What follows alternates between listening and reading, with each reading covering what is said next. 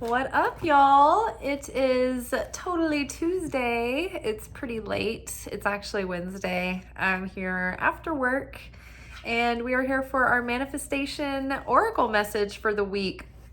Already, we've got dream big jumping out. Let go of small thoughts about yourself and see yourself succeeding. So some of the messages we've already had coming up lately are pointing our attention to our unconscious and subconscious blocks, limiting beliefs, old, wounded child syndrome sort of driving the ship. So there have been things coming up into our awareness that have been sort of blocking us. And part of that is just getting past our former capacity of envisioning ourselves and thinking, and now we're expanding into our up level. And so what we dream is possible for ourselves. What we perceive is possible. What we even perceive as just easier or more attainable than it used to be. Have you ever gone through like a growth period and you used to find certain things about life daunting, or they would scare you to death, or make you so nervous, or give you so much anxiety, or you dread them?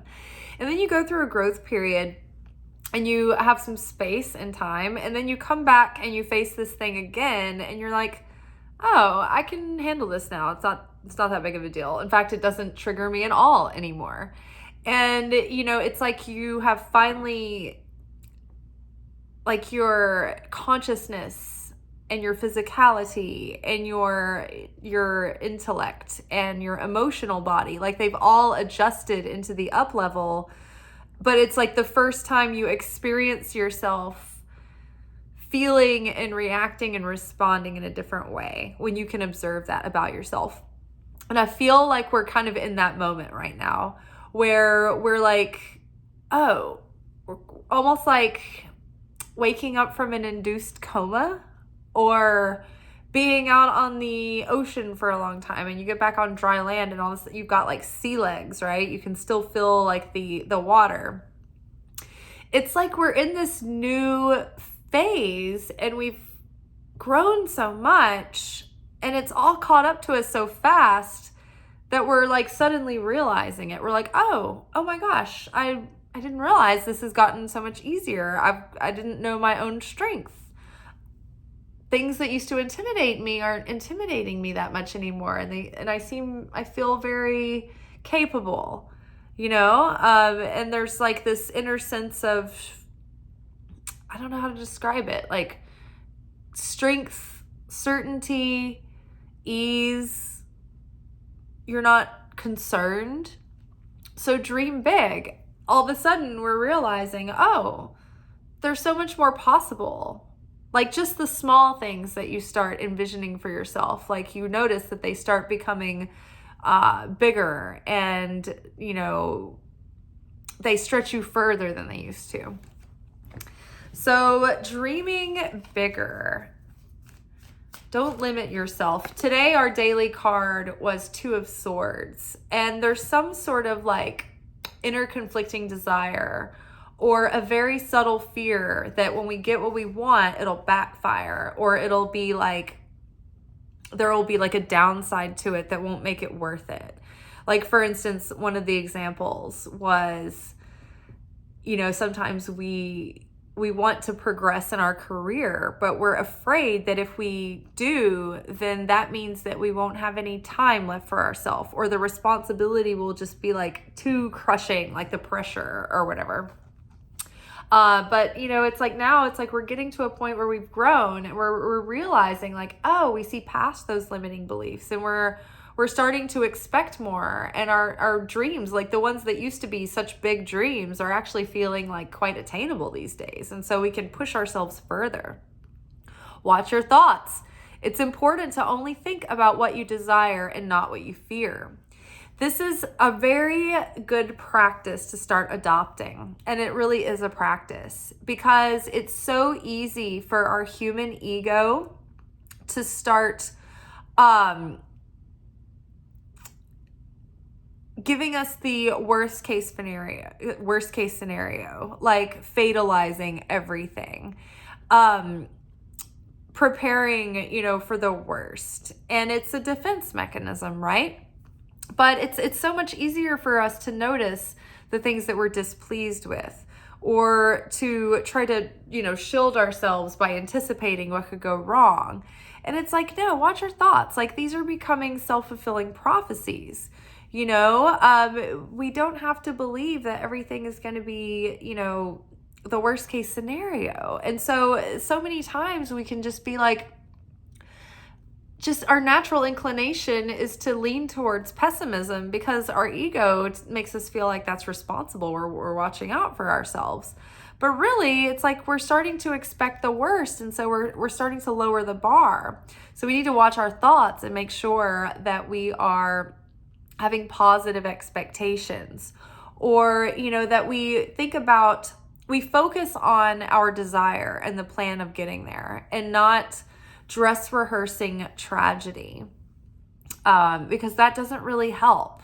Like, you can do the things that you can do to do your due diligence and be responsible, have your insurance, make sure you pay your bills and taxes on time and all those things. But to a certain extent, it's like you have to focus on your goal, where you're aiming, and the step-by-step to get there, right? And don't be so focused on disaster.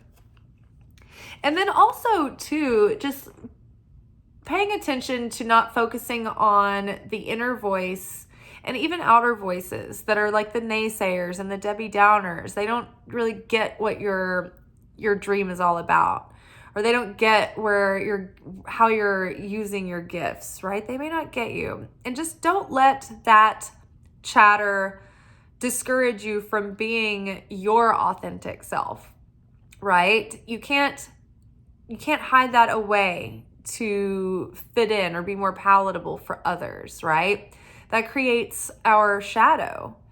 And we're trying to heal and bring out those parts of ourselves out of the shadows, right?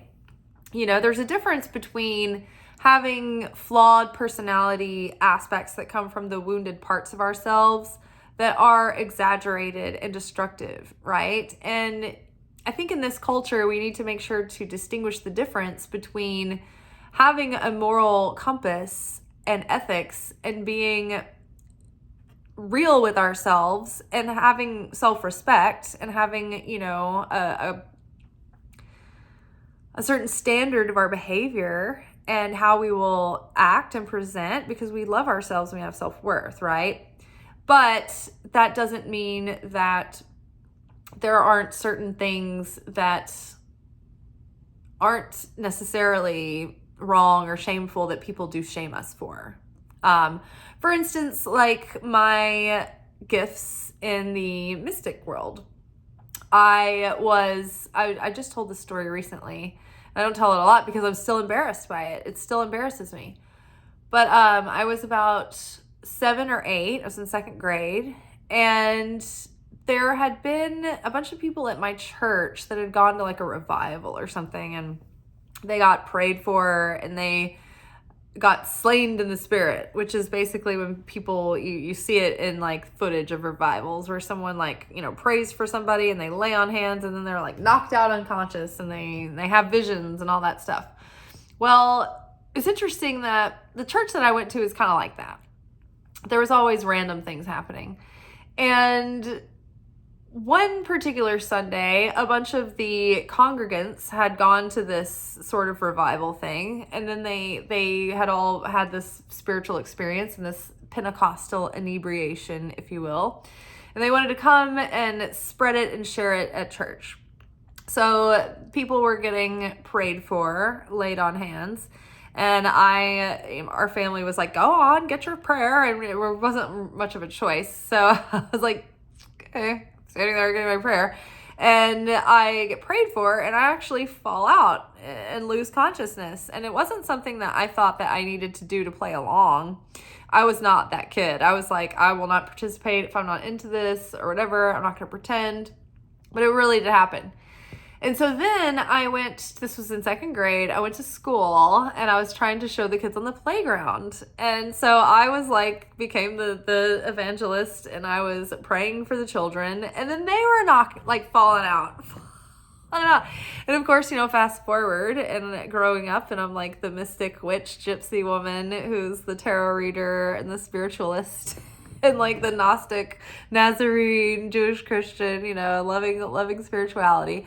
But at the time, the teachers, I guess one of the kids maybe went home and told their parents what happened. And so the parent was felt like religious stuff had been violated and weird stuff had been going on at school.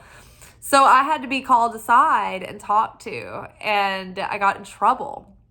And my mom, and dad were like, oh, we're so proud of you. And they're all emotional about it. Of course, their emotional, heightened reaction also was just making me even more cringe. I was just I can't handle all of this. It's and I'm an empath. And so I was just oh, so embarrassed. I was already so shy, so embarrassed.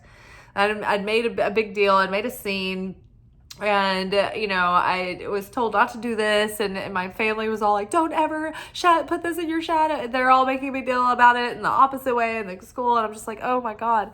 So all caused this shadow aspect of being the weirdo and being the different one and the one that's touched and all that. And it's interesting too that as an adult, as I've embraced these gifts and brought them out of my shadow, it's funny that the general public accepts them and they embrace them, but my evangelical leaning family is more weirded out by them. And I'm this is where we came from. It's just that you don't associate it in that way. They don't really understand what I'm really doing. But it's interesting too. It's not taking on other people's negative projections and taking that into your thoughts, because then it's all those thoughts, that tape gets played, So interesting. So watch your thoughts. It's important to only think about what you desire, not what you fear. So imagine, think about your desire playing out in a positive way. Be relaxed and totally let go and not worried about it at all. It's not an issue. It's probably going to happen. And if it doesn't, it wasn't meant to be. But I have that kind of confidence and certainty. And I have a detachedness about it. If you can stay detached, that's usually when the manifestations happen the most easily. It's always the things that I make a passing joke about, oh, wouldn't that be great? And then that's the thing that happens so easily. And it's because I don't have anything in the back of my mind that's oh, well, what if it doesn't happen? Oh, what if it never happens? I'll just die. I can never be satisfied if it doesn't. Or, there's not anything in me that's oh, I'm not good enough and I'm not worthy. Clothing stuff. I manifest clothing things all the time, just out of thin air. One time I was a background extra on an indie movie here in Nashville in the summer, and we were in the scene in a bar, and they had to turn the air conditioner off for sound, and we were all dying. It was over 100 degrees. And I was man, if we had popsicles right now, I would put one up my you-know-what, because I'm that hot. And this lady next to me was just laughing. And moments later, Rocket Pops came in. They gave us all popsicles. And it was just that was that moment where I made a joke. Everybody laughed. We were high vibe. We really meant it. We would definitely put a popsicle in you-know-what. It was that hot. And we got popsicles. We did not put them in our you-know-whats. But, it was that easy to manifest it because we didn't have any hang-ups. We weren't that attached to it. It was just So literally, in a lighthearted way, just imagine, your life playing out, how you'd love it to, right? What if we just, instead of pretending oh, there's always some looming threat around the corner, thinking that we're being responsible and protecting ourselves, what if we were just under the assumption oh, what if everything works out perfect today? I really loved the Barbie movie. I wasn't all that jazzed to see it, but one night I was maybe I'll rent it on Amazon. And it turned out to be really, really great.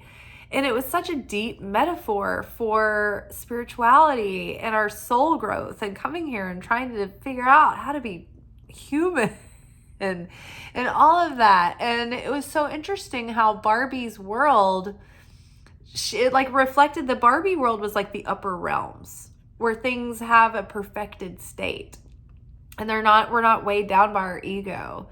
And in Barbie world, they just assumed, they had this innocence and this purity in their consciousness. They weren't defiled by insecurity and worry and doubt until they came to Earth. So interesting, that movie, the positive expectations she had until she came to Earth, right? And then they were like, oh, wow, and then the insecurity kicked in. It was so interesting. It was such a great metaphor. But yeah, we need to assume that everything's working out in our highest good and that Creator has us and Creator has it taken care of and will be provided for and will be protected. Tranquility. Make time to relax, be still, and enjoy your solitude, indulging in much needed self-care. Sometimes having the ability to surrender and take a day off and not be in full-on productive mode, not feel like, oh, I have to go to work today, or I have to pick up a shift, or, oh, nothing, if I put down my hypervigilance for one day, everything is, the ground is going to crumble beneath me. The clouds are going to roll back and the end times are coming. It's like, no, relax, chill. Every now and then, give yourself a break. Like, give yourself a moment to take it all in. Take a breath, rejuvenate, reflect, think, let yourself dream, let yourself ruminate. This is why the Sabbath is so important. We don't gather manna on the Sabbath because we need to demonstrate that we know that the Creator will provide, has provided all the days before. We have enough for tomorrow. We don't need to gather food on Shabbat. We'll have some the next day. We don't need to worry about what if we don't have any bread the next day. We need to gather it while it's here. No, that doesn't have any trust. That doesn't show faith. That doesn't have a surrendered, relaxed vibe. That has attachment, right? That's not like, oh, rocket pops. It's attached. The rocket pops when we just let it go. Like, that's when things come in. I've noticed that every now and then when I give myself a day off and I maybe skip some content and I take a cut from work, and it's not my normal habit, right? I'm not just a lazy person who's never wanting to go to work. My mistake is that I drive myself too hard and I probably pick up more shifts than I need to, and I should, be focusing elsewhere, right? And I tell myself, oh no, it's productive, it's responsible. But those times when I just give myself the day off and I'm truly not worried about it, and I know everything's gonna be great and fine, and I put on a comedian releases a new comedy hour. It's those are the days where someone will book a reading for the next week, and then an order will come through in my Etsy shop, and which I do. I make amulets and jewelry and talismans this, my earrings and things, most of my necklaces and things I wear. I make, but I'll have an order come through in the shop, and then I might have a donation to the channel, which you can do that too. There's a link in the description box below. Somebody did recently donate. Thank you so much. I appreciate that, Sarah. And also, I want to thank not Solstice Sentiments, Stoned Immaculate. So I did a reading for a client, and she ended up tipping me with a $500 shopping spree coupon to her amazing, beautiful store. Her brand is amazing. It's this 70s vintage throwback denim style, and I got the most amazing high waist denim bell bottoms, the cutest jumpsuit. I'm so excited.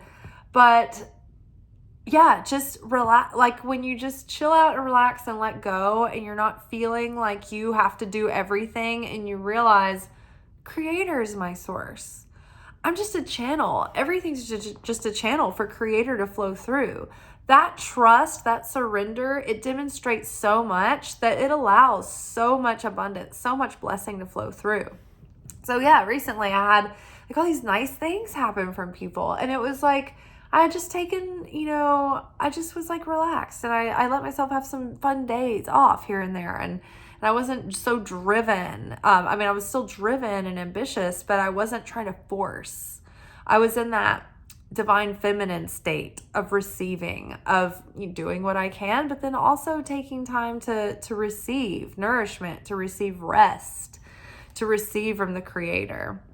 So tranquility, make time to relax, be still, and enjoy solitude, indulging in much needed self-care, right? I know for me, I'm like looking forward. Tomorrow's my Friday, and I can't wait for like hot bath on my days off this weekend. I'm so excited.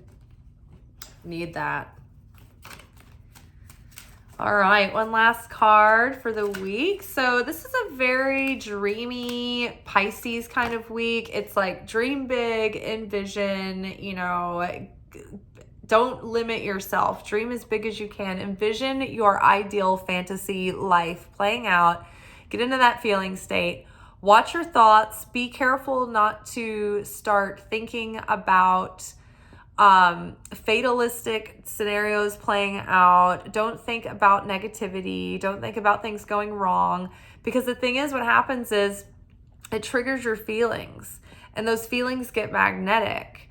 And it's really easy to start feeling anxiety and stress when you start having these like doomsday thoughts all the time, or like the negative self-talk. But when you're having positive visualizations and you're dreaming big, you want to feel good. You want to feel the way that you would feel having that thing. But it's almost harder to whip yourself up into like a great feeling state. It's almost easier. Like the ego is like, oh no, it's a defense mechanism. This is going to help you. So it's easier to feel fear. This is going to protect you, right? Feeling great. It's not exactly going to protect you. So it's harder to get into that state.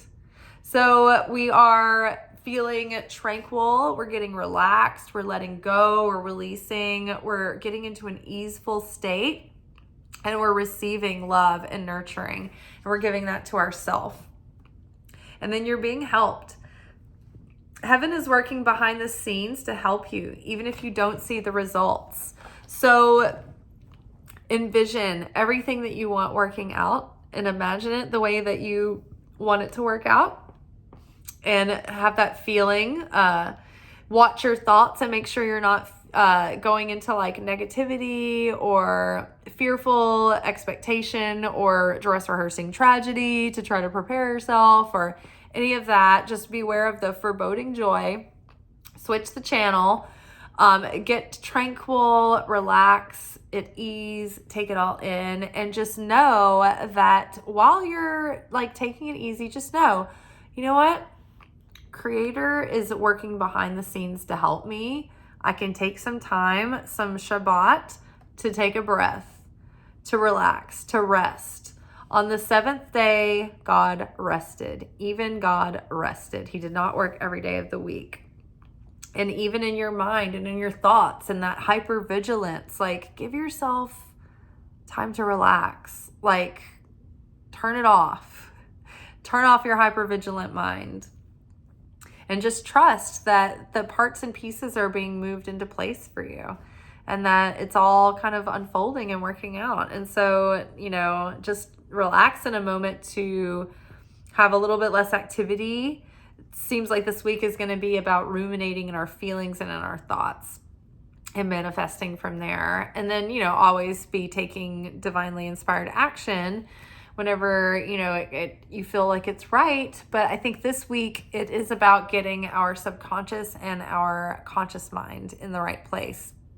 Just watching our habits and our thoughts, right? It's like once we've changed, once we've up-leveled and we've grown so much, there is a period of time where it's like there's like an adjustment that needs to be made into being this new version of ourselves. So we have to break the habits of our old thought patterns. And that's exactly what they are. Once we unravel all of those triggers beneath the thought patterns and everything that come up, it then it becomes a lot about breaking the habit of going there again and again. It's like, don't go down that train. Don't start going on these thoughts about that person you can't stand. You know how you do that in your mind, or like, don't go on that rant inside your mind. You know, just don't. All right, you guys, I am sleepy times. I'm going to get some dinner in me and a hot shower, and I am going to go to beddy bye. But I will see you all tomorrow for our weekly alchemy message. If you would like, you can go follow me on Instagram at Liz_Taylor_Magick. And on Monday, Wednesday, Fridays, I post our reading there like middle of the day. And that's what we talk about in our videos at night. And I record them on Monday, Wednesday, Friday, but you probably don't see them on Monday, Wednesday, Friday because it's really late when I actually make the videos. So just keep an eye out for those. But yeah, if you want to get the message ahead of time and start thinking about it, you can follow me there and see it in blog form. All right, y'all, be good, but not too good. Ciao.